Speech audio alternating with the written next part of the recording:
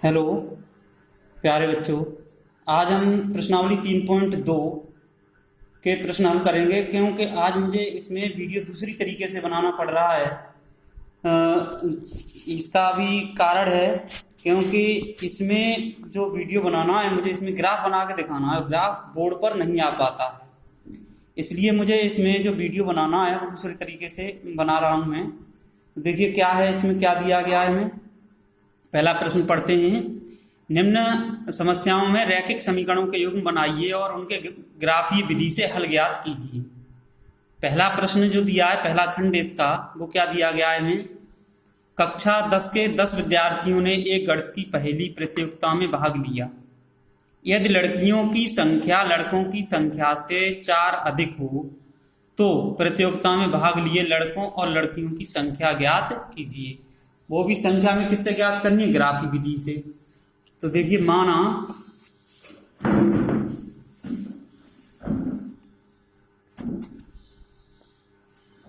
प्रश्न को, माना लड़कों की संख्या x,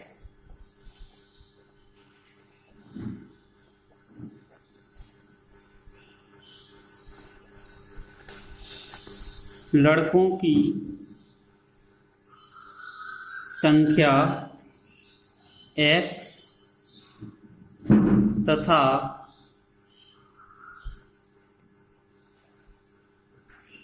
लड़कियों की संख्या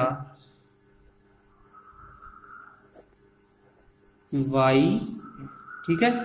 ये मान लिया हमने, मानना लड़कों की संख्या x तथा लड़कियों की संख्या y है। अब प्रश्नानुसार कुल कितने हैं, देखो हमें क्या दिया गया है, लड़के और लड़कियों की कुल संख्या कितनी है, 10 है। 10 ही तो दी है। कक्षा 10 के 10 विद्यार्थियों का हमने प्रयोग किया, तो लड़कों की संख्या कितनी हो गई x और लड़कियों की संख्या हमने मान लिया y। तो टोटल विद्यार्थियों की संख्या कितनी है, कुल विद्यार्थियों की संख्या कितनी है,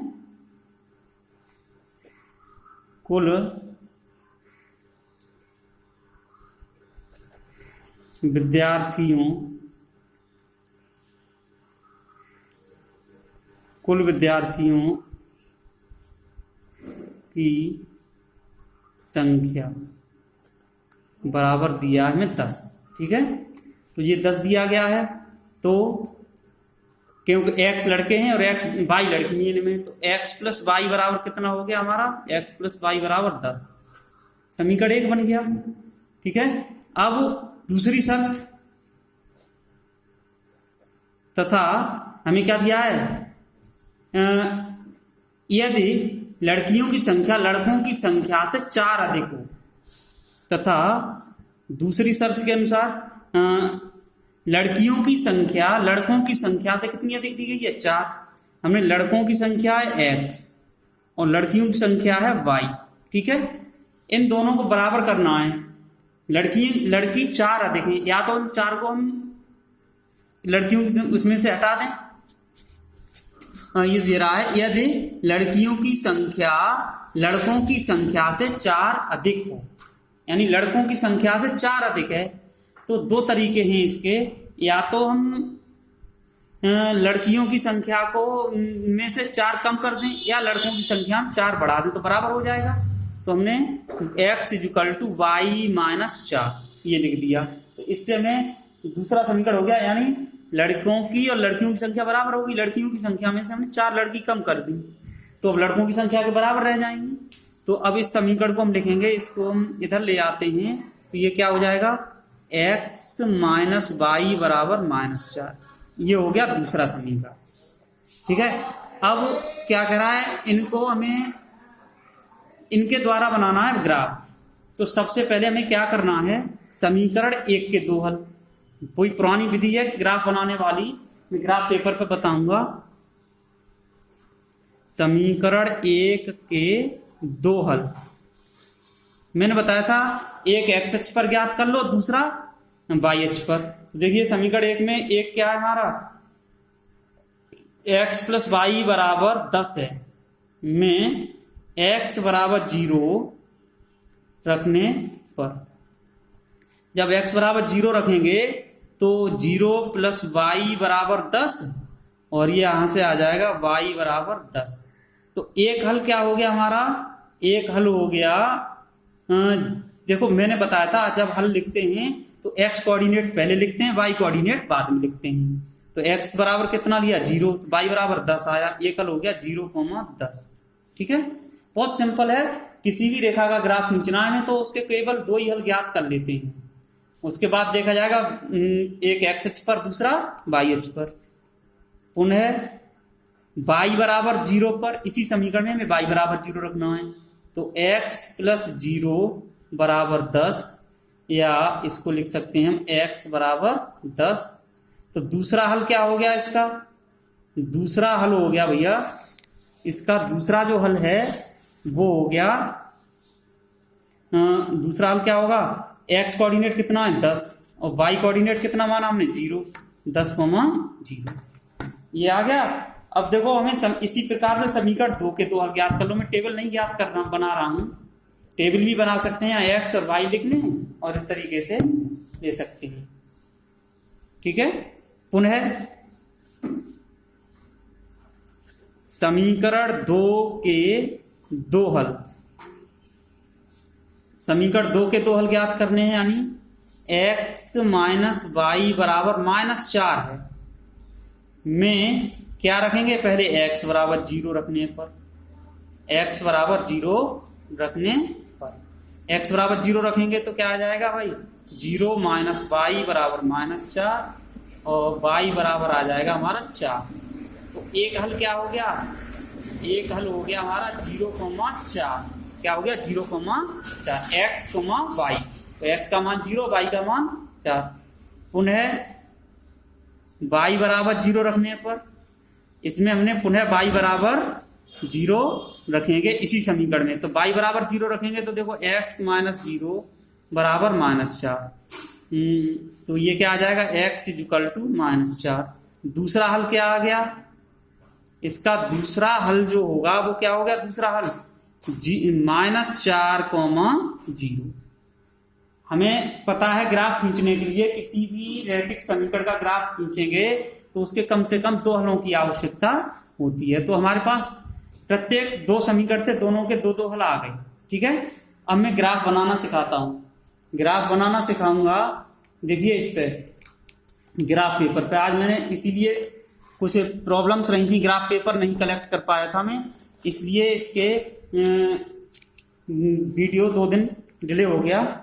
और ये ग्राफ पेपर पे मैं बताऊंगा, इसको ध्यान से समझेंगे। सबसे पहले हम ग्राफ पेपर पे करते क्या हैं, x और y अक्ष खींचेंगे। ठीक है, तो एक रेखा खींच ली हमने, कोशिश ये करना कि एक साइड पर ही खींचे ज्यादातर। यहां पर खींचता हूं मैं,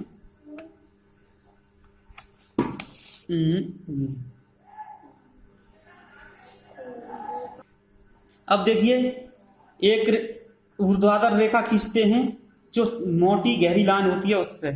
ठीक है, तो पूरे पर जरूरी नहीं है, ये लाइन खींच गई और इसको हम क्या कहेंगे, देखो ऊपर एक तीर का निशान लगा दिया और एक नीचे। ठीक है, ये तो अब एक क्षैतिज रेखा खींच लीजिए, इसके बीचों बीच में खींच लेते हैं। ये ग्राफ खींचना सिखा रहा हूं इसलिए इस पे ग्राफ पे मैंने बनाया है, इसको ये ध्यान रखेंगे। ठीक है, अब इस पर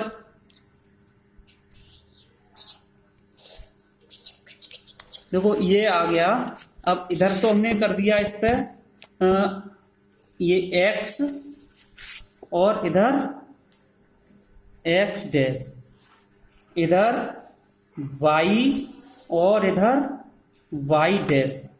x अक्ष की धन दिशा होती है, ये वाली होती है x अक्ष की पॉजिटिव डायरेक्शन है और ये नेगेटिव डायरेक्शन है, यानी ऋणात्मक अक्ष है। y अक्ष की धन दिशा है और ये y अक्ष की ऋण दिशा है। अब क्या करना है हमें, इस पे जो खाने बने हुए हैं उन खानों के हिसाब से नंबरिंग कर लेते हैं। देखो मैं बड़े बड़े खाने ही ले रहा हूं क्योंकि जो प्रश्न है हमारा उस प्रश्न में जो दिया गया है, देखो एक हल क्या आया हमारा 0,10 और 10,0। दूसरा हल आया है 0,4 और -4,0, यानी सबसे बड़ी संख्या 10 है, तो हमें 10 खानों तक की आवश्यकता यहाँ पर रहेगी। देखो इधर 1 2, ये 1 2 3 4 5 6 7 8 8 9 और ये 10। ठीक है, देखते हैं ऊपर भी 10 होते हैं कि नहीं। इधर यहाँ तो मूल बिंदु होता है जिसपे 0 होता है मान, सभी ध्यान रखना। इधर 1 2 3 4 5, ग्राफ ऊपर की ओर कम रहा, 6 7 8 ही पॉइंट हो रहे हैं, तो मुझे थोड़ा सा साफ करना पड़ेगा इसमें, पहले ध्यान नहीं दिया मैंने। ये एक्स अक्ष वाला साफ करना है।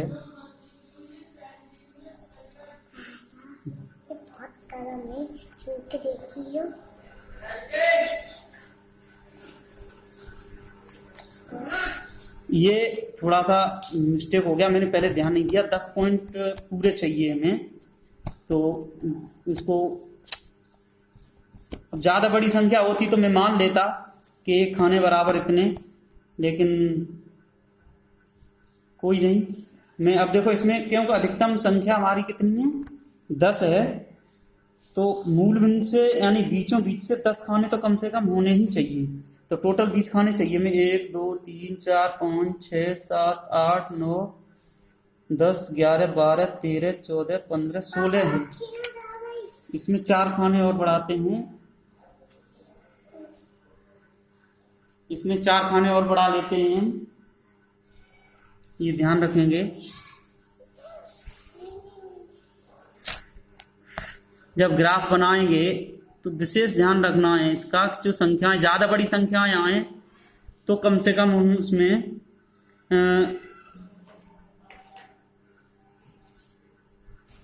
अब देखो ये इधर को मैंने थोड़ी सी बढ़ा दी, ये हो गया y डैश यानी नेगेटिव अक्ष है। अब एक साइड ऊपर से काउंट करके लाता हूं मैं, उसके बाद देखो 1 1 2 1 2 3 4 5 6 7 8 9 10 यहाँ पे आ रहा है। ठीक है, तो यहाँ पे मैं लाइन खींच देता हूँ क्योंकि y अक्ष की ऋण दिशा की आवश्यकता कम पड़ रही है, इस पे खींच देता हूँ, ये ध्यान रखना। ये x अक्ष बना लेता हूँ इधर। ये ग्राफ आना तुम्हारे लिए बहुत जरूरी है। ये x डैश है, नेगेटिव एक्सिस होता है, ये x है, पॉजिटिव एक्सिस होता है। ठीक है, अब देखो इधर इस पे अब नंबरिंग करता हूं मैं, ग्राफ बनाना है तो कैसे करनी है। देखो 1 2 3 4 5 6 7 8 9 10 10 हो गया यहाँ तक, 10 ही तक जरूरत है। इधर भी कर लेते हैं 1 2 3 4 5 6 7 8 9 और ये हो गया 10। ठीक है, इधर भी कर लेते हैं। इधर एक खाना क्योंकि नेगेटिव अक्ष पे जा रहे हैं तो -1 -2 -3 -4 -5। इधर भी कर देते हैं -1 और -2 -3 -4 -5 -6। ज़्यादा जरूरत नहीं है हमें। अब मैंने ये ग्राफ पेपर पे ही क्यों और इस तरह का वीडियो क्यों बना रहा हूँ ये समझ लें। ये इस तरह का वीडियो बनाने का उद्देश्य मेरा ये है कि तुम लोगों को ग्राफ समझाना, और जब ग्राफ समझ लोगे तो प्रश्न हल हो जाएगा, अन्यथा की स्थिति में प्रश्न हल नहीं होगा। अब देखो हमारे जो 2 हल थे, पहले समीकरण के हल कितने निकाले हमने। एक हल तो था हमारा 0,10। 0,10 कहां पर होगा, y अक्ष पर। x का मान 0 है, y का मान 10 है, तो y अक्ष पर हो गया। दूसरा हल है हमारा 10,0, तो ये कहां पर होगा, एक x का मान 10 है, y का मान 0 है, तो ये कहां पर होगा, हमारा x अक्ष पर होगा। तो 0,10 देखिए y अक्ष की धन दिशा है ये, तो ये आ गया 0,10। क्या हो गया ये 0,10। और दूसरा एक्स अक्ष की धन दिशा में है, तो एक्स अक्ष की धन दिशा पर ये आ गया हमारा ये, ठीक है, ये आ गया 10,0। जहां पर ये दोनों बिंदु हैं उन बिंदुओं से, जहां पर ये पॉइंट लगाए हमने, उन बिंदुओं से होती हुई रेखा खींचनी है हमें। तो एक तो ये रहा और दूसरा पॉइंट ये रहा हमारा। थोड़ा सा पूरा पूरा तुम लोगों को दिख जाए, कोशिश ये है, एक ही साइड दिख पा रही है। चलिए अब देखो, मैं इन दोनों बिंदुओं को मिलाती हुई रेखा खींच रहा हूं। ये रेखा मैंने खींच दी, ठीक है, ये रेखा खींच गई है। अब हमने इस पर रेखा पर नाम लिख दिया। कौन सी रेखा खींची थी? x प्लस वाई बराबर 10, तो x प्लस वाई बराबर 10 लिख दिया हमने। अच्छा रहता है लिखने से। अब दूसरा हल देखेंगे। दूसरे समीकरण के हल क्या दिए गए हैं हमें? एक तो है 0,4 और दूसरा है -4,0। तो देखो 0,4 कहां पर होगा बेटा? 0,4 यानी एक्स अक्ष की एक्स कोऑर्डिनेट 0 है और वाई कोऑर्डिनेट 4 है, तो ये आ जाएगा वाई अक्ष की धन दिशा पर, वाई अक्ष की धन दिशा पर होगा 0,4। 0,4 हो गया। अब एक्स अक्ष की -4,0 कहां पर होगा? यहां पर होगा। एक्स अक्ष की -4 है, इसलिए ये यहां पर आ जाएगा, तो -4,0। अब इन दोनों बिंदुओं से होती हुई रेखा खींचनी है हमें और ये देखना है कि ये एक दूसरे को कहां पर काटते हैं। थोड़ा सा ध्यान देना है, ये एक दूसरे को कहां पर काट रहे हैं।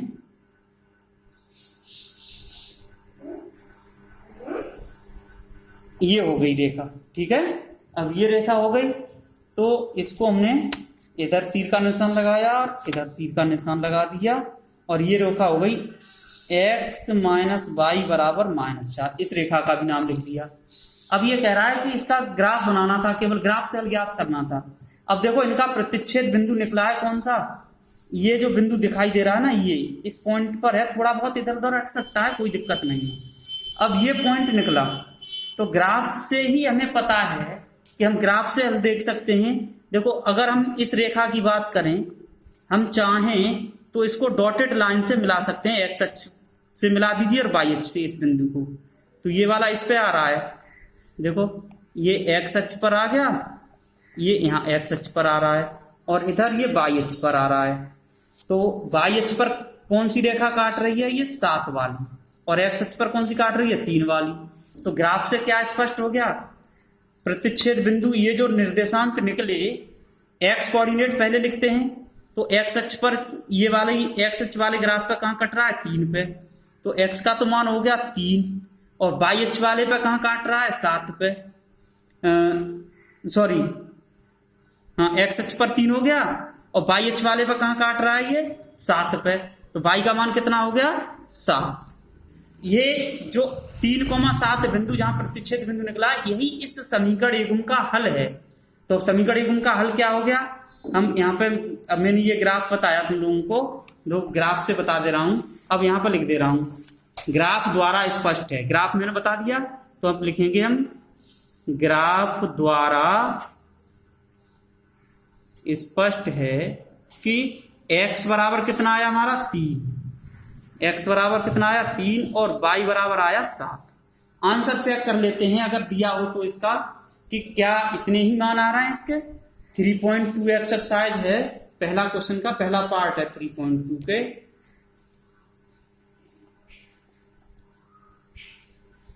देखो यहां पर दे रहा है कितना? पहला क्वेश्चन है, पहले क्वेश्चन का पहला पार्ट।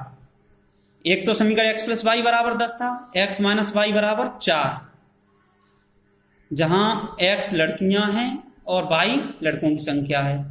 तो कोई बात नहीं है, हमने उल्टा माना था। तो लड़कियां कितनी आई? 7 और लड़के कितने आए? 3। हमने जो प्रश्न माना था उसमें ये भी ध्यान रखना, हमने यहाँ पर प्रश्न, हमने जो हल किया था उसमें क्या माना है?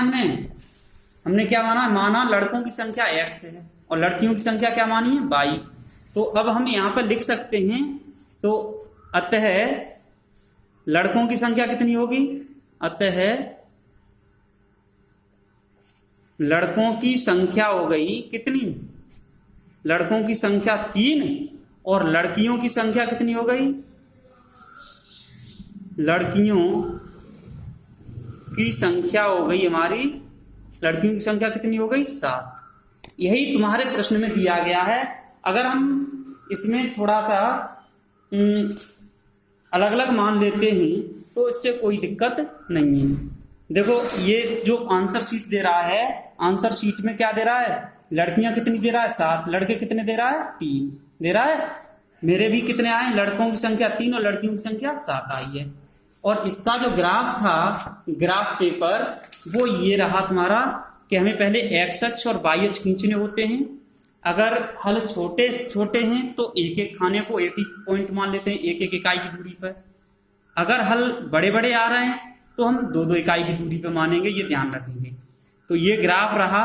पहली वाली रेखा ये खींची थी हमने, ध्यान से देखेंगे तो पूरा आ रहा है ये वाली रेखा, x + y = 10 थी। दूसरी रेखा x - y = -4 ये खींची थी। ठीक है, ये आ गया। दोनों एक दूसरे को 3,7 पे काट रहे थे तो ये 3,7 आ गया। अब 3,7 आ गया तो x बराबर कितना निकला हमारा? 3 था और y बराबर 7 था। x हमने किसको माना था? x लड़कों की संख्या क्या मानी थी? हम लड़कों की संख्या x थी और लड़कियों की संख्या कितनी थी? y। तो लड़कों की संख्या कितनी आ गई? x बराबर 3 है तो लड़कों की संख्या 3 हो गई और लड़कियों की संख्या हो गई y। तो ये हो गया प्रश्न नंबर 1 का पहला खंड पूरा। अब बात करता हूं दूसरे वाले खंड की। दूसरे वाले खंड में समीकरण बना रहा हूं और उनको थोड़े से समझेंगे। पहले का ही दूसरा खंड है, प्रश्न नंबर 1 का दूसरा पार्ट।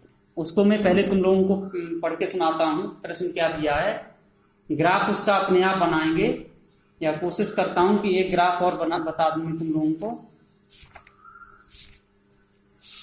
इसके बाद वाली जो एक्सरसाइज है उसमें बहुत कम काम रह जाएगा तुम्हारा, उसमें सीधे सीधे ग्राफ का काम नहीं है। दूसरा प्रश्न क्या कह रहा है? 5 पेंसिल 7 कलमों का मूल्य कितना है? 50 रुपए। 7 पेंसिल 5 कलमों का मूल्य कितना है? 46 रुपए। तो एक पेंसिल का मूल्य तथा एक कलम का मूल्य ज्ञात कीजिए। एक पेंसिल और एक कलम का मूल्य ज्ञात करना है हमें। हाँ, तो दूसरे खंड की बात कर रहे हैं हम। पहले प्रश्न का क्या दिया? 5 पेंसिल 7 कलमों का मूल्य 50 रुपए है, जबकि 7 पेंसिल और 5 कलमों का मूल्य 46 रुपए है। एक पेंसिल का मूल्य तथा एक कलम का मूल्य ज्ञात कीजिए। ऐसे प्रश्न हम पिछली एक्सरसाइज में हल कर चुके हैं। तो देखिए क्या, इसके सबसे पहले हम समीकरण बनाएंगे। कैसे बनाते हैं समझ लें। देखो इसमें एक पेंसिल और एक कलम का मूल्य नहीं दिया गया है तो हम क्या करेंगे, लिख लेंगे माना एक पेंसिल तथा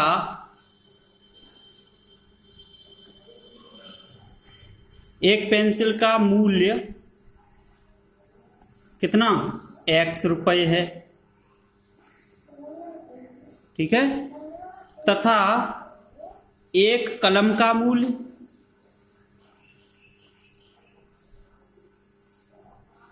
₹22 है। अब देखो क्या दिया है, तो प्रश्नानुसार क्या दिया गया है हमें? प्रश्न में दिया 5 पेंसिल और 7 कलमों का मूल्य 50 रुपए है। तो 5 पेंसिल का मूल्य कितना हो गया? एक पेंसिल का x रुपए है तो 5 पेंसिल का कितना हो जाएगा? 5x। भाई एक पेंसिल मान लो 2 रुपए में आती है तो 5 पेंसिल कितने में आएगी? 10 रुपए में। हमारा यहाँ पे एक पेंसिल का मूल्य x रुपए है तो 5 पेंसिल का मूल्य कितना हो गया? 5x। ठीक है, ऐसे ही एक कलम का मूल्य y रुपए दिया है तो 7 कलमों का कितना हो गया? 7y। और इन दोनों के जो मूल्य हैं जो जोड़ दिए जाएं तो कुल मूल्य दिया है हमें कितना? 50 रुपए। कितना दिया है? 50 रुपए दिया है। यानी 5 पेंसिलों का मूल्य 7 कलमों का मूल्य मिला के कितना है? 50 रुपए। एक पेंसिल का मूल्य x रुपए है तथा एक कलम का मूल्य y रुपए है तो 5 पेंसिलों का मूल्य 5x हो गया, 7 कलमों का 7y हो गया। तो 5x + 7y इन दोनों के मूल्य मिला के कितने? 50 रुपए। ये हो गया समीकरण 1। तथा पुनः दूसरी शर्त हमें क्या दी गई है दूसरी शर्त दी गई है जबकि 7 पेंसिल और 5 कलमों का मूल्य 46 रुपए है। अब 7 पेंसिल आ गई तो एक पेंसिल का x है तो 7 पेंसिल का कितना हो गया 7x। दूसरी दी गई है हमें 5 कलमों का मूल्य, तो 5 कलमों का मूल्य कितना हो जाएगा 5y, और इनका मूल्य कुल मूल्य दिया 46 रुपए। तो ये हो गया समीकरण नंबर 2। तो ये प्रश्न के अनुसार हमने 2 रैखिक समीकरण एवं बना लिए। ठीक है, रैखिक समीकरण एवं बना लिया। अब रैखिक समीकरण एवं बनाने के आधा प्रश्न यहाँ तक हो गया। तो यहाँ पे एक रैखिक समीकरण एवं बनने के बाद अब क्या करना है हमें, इनका ग्राफ बनाना है। ग्राफ बनाने के लिए हम क्या करेंगे, सबसे पहले इनके पहले के 2 हल और दूसरे के 2 हल ज्ञात करेंगे। ठीक है, इसी प्रकार से क्या करना है हमें, दूसरी समीकरण के 2 हल ज्ञात करने के बाद फिर ग्राफ पे x अक्ष और y अक्ष खींचेंगे। देखिए सबसे पहले जरूरी है कि ये समीकरण एवं बनाना जो प्रश्न में दिया है 5 पेंसिल और 7 कलमों का मूल्य कितना है 50 रुपए है, जबकि 7 पेंसिल और 5 कलमों का मूल्य 46 रुपए है। तो एक पेंसिल और एक कलम का मूल्य ज्ञात कीजिए। हमने मान लिया एक पेंसिल का जो मूल्य है वो x रुपए है और एक कलम का मूल्य है वो कितना है y रुपए है। तो प्रश्नानुसार 5 पेंसिलों का मूल्य 5x हो गया, 7 कलमों का मूल्य 7y हो गया, दोनों का मूल्य है 50 रुपए के बराबर, यानी दोनों के रुपए खर्च हुए। ऐसे ही दूसरी शर्त के अनुसार 2 समीकरण हो गए। अब हमें क्या करना है, इसके ग्राफी विधि से हल ज्ञात करना है। तो समीकरण 1 के 2 हल ज्ञात करते हैं। समीकरण 1 के 2 हल मैं जरूरी नहीं, मैं तो 2 हल ज्ञात जो करता हूं वो एक x अक्ष पर दूसरा y अक्ष पर ज्ञात कर लेता हूं। आप कैसे भी ज्ञात कर सकते हो, उससे कोई भी अंतर पड़ने वाला नहीं है, वो बस इस समीकरण को संतुष्ट करने चाहिए। समीकरण 1 के 2 हल क्या होंगे, देखिए 5x प्लस 7y बराबर 50 में क्या रखना है हमें, x बराबर 0 रखने पर। ठीक है, x बराबर 0 रखने पर, तो x बराबर 0 क्योंकि x बराबर 0 रखने पर इसके मान पूर्णांक तो नहीं आने हैं। एक चीज यहां ध्यान रखना, इसके मान पूर्णांक नहीं आएंगे।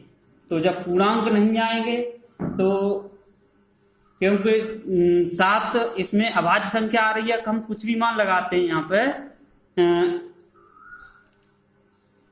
x का x बराबर 3 रखें तो हम y बराबर कुछ भी मान लगा सकते हैं, तो पूर्णांक में प्राप्त आ जाएंगे। लेकिन मैं ऐसे ही जो एक ही मेथड है वही बता रहा हूं। तो x बराबर 0 रखने पर इसमें लगा दीजिए साहब 0, तो 5 × 0 प्लस 7y बराबर 50। तो ये तो 0 हो गया, 7y बराबर आ गया 50 और y बराबर आ गया 50/7। 50/7 का मतलब है हम इसको भाग दे देते हैं। 7 सत्ते कितने होते हैं 49, बचेगा 1, 7 एकम 7, फिर 3, 7 चौक 28, लगभग इतना ही रहने देते हैं। ठीक है, तो एक हल क्या हो गया, एक हल आ गया इसका, क्योंकि एक्यूरेट रीडिंग नहीं आ पाएगी, इससे बता देता हूं बाद में। एक हल क्या आ गया हमारा 0,7.14। ठीक है, दूसरा हल निकाल लीजिए। पुनः यहां पर लिखेंगे, पुनः y बराबर 0 रखने पर, एक बार x बराबर 0 रखा, अब ये x बराबर 0 रख दिया हमने, अब y बराबर 0 रखेंगे। तो y बराबर 0 रखेंगे तो क्या आएगा 5x plus 7 into 0 is equal to 50। तो ये आ गया 5x प्लस 0 बराबर 50। तो x बराबर 50/5 बराबर 10। दूसरा हल क्या आ गया हमारा, दूसरा हल आ गया x का मान कितना है 10, y का मान कितना है 0। समीकरण 1 के दोनों हल आ गए। अब समीकरण 2 के 2 हल निकाल लीजिए। समीकरण 2 के 2 हल,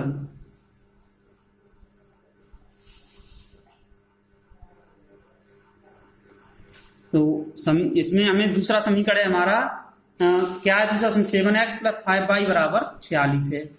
तो 7x प्लस 5y बराबर 46 में x बराबर 0 रखने पर, x बराबर 0 रखेंगे तो x बराबर 0 रखेंगे तो क्या आ जाएगा यहाँ पे देखिए,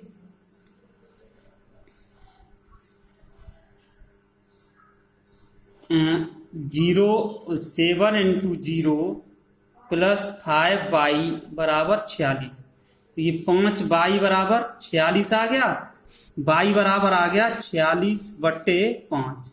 इसका भाग देंगे तो 5 निम 45 होते हैं, बचेगा 1, तो 1 में भाग जाएगा, दशमलव लगा के 5 दूनी 10, 9.2 बार।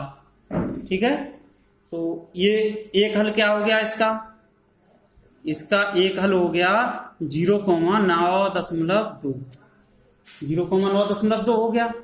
अब दूसरा हल के लिए दूसरे हल में क्या करना है, पुनः y बराबर 0 रखने पर,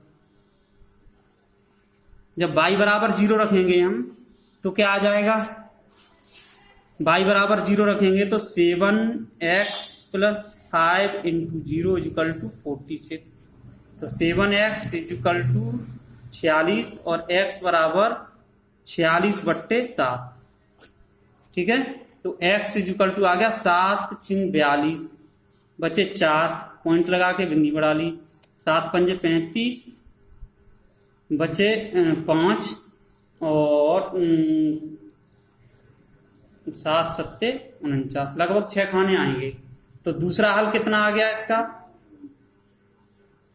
दूसरा हल आ गया 6.57,0, ये आ गया 6.57,0।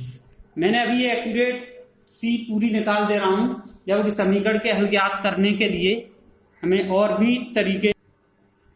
हाँ प्यारे बच्चों, देखिए अब मैंने समीकरण 1 के 2 हल निकाले। पहला हल था 0,714 और दूसरा हल था 10,0। दूसरे समीकरण के 2 हल निकाले थे ग्राफ खींचने के लिए। पहला हल था 0.92 और दूसरा हल निकाला 6.57,0। आइए अब इसका ग्राफ बनाते हैं। तो ग्राफ बनाने के लिए हमें क्या करना है, देखो सबसे पहले तो हम बीचों बीच में से x अक्ष और y अक्ष खींचते हैं। देखो ये x डैश है यानी ऋण दिशा है, और ये वाली अक्ष इधर ये x है, ये पॉजिटिव डायरेक्शन होती है। ठीक है, पूरी खींच ली और इधर ये खींच ली। ऊपर ये कौन सी है, y अक्ष की धन दिशा है और नीचे ये है y अक्ष की ऋण दिशा। ठीक है, ये आ गया इस तरीके से। अब कोशिश ये करें कि एक ये खींचा है वो थोड़ा साइड अक्ष को खींचे, क्योंकि अधिकतर सवालों में पॉजिटिव वैल्यू आती है। अब पहले समीकरण जो दिया था हमें, उस पहले समीकरण के लिए एक रेखा हमें खींचनी है। पहला समीकरण है हमारा क्या है, देखिए ये है 5x +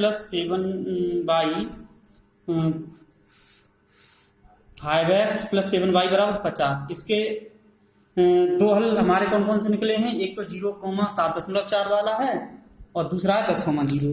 तो यहाँ पर हमने इस रेखा का नाम लिख दिया। ये डॉटेड लाइन जो दिखाई दे रही है यहाँ पर 5x + 7y = 50। ठीक है, दूसरी जो रेखा है इस वाली पे, इस पर लिख दिया हमने 7x + 5y बराबर 46, ये थी। तो दोनों रेखाओं के ग्राफ खींचे हमने। जो मैंने हल ज्ञात किए हैं उन हलों को हम ग्राफ पेपर पर मिलाते हैं। उन पॉइंटों को लगा दिया हमने ग्राफ पेपर पर। ग्राफ पेपर पर लगाने के बाद हमने जहां पर ये प्रतिच्छेद बिंदु प्राप्त हो रहा है वो है x अक्ष पर तो देखें तो 3 की सीध में आ रहा है, और y अक्ष पर देखें तो 5 की सीध में आ रहा है। तो x का मान कितना हो गया 3, y का मान कितना हो गया 5। अतः जो हमने क्या माना था, एक पेंसिल का मूल्य x रुपए है और एक कलम का मूल्य y रुपए है। तो और हमारा जो हल निकल के आ रहा है वो बिंदु क्या है 3,5, यानी x का मान 3 है, y का मान 5 है। तो हम क्या लिखेंगे यहाँ पर, अतः एक पेंसिल का मूल्य कितना आ गया,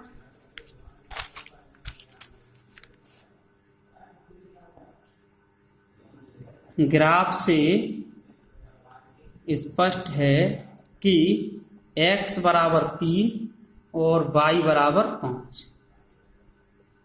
अतः एक पेंसिल का मूल्य, एक पेंसिल का मूल्य बराबर 3 रुपये तथा एक कलम का मूल्य बराबर 5 रुपये। ठीक है, एक पेंसिल का मूल्य कितना आया?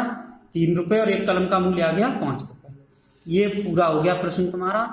अब आगे इस पहले प्रश्न को मैंने बता दिया, आगे के प्रश्न को वीडियो बनाऊंगा मैं बोर्ड पे, क्योंकि उसमें ग्राफ नहीं है। फिर उसके बाद 1-2 प्रश्न और हैं ग्राफ वाले, उनको ग्राफ पेपर से समझाऊंगा। धन्यवाद।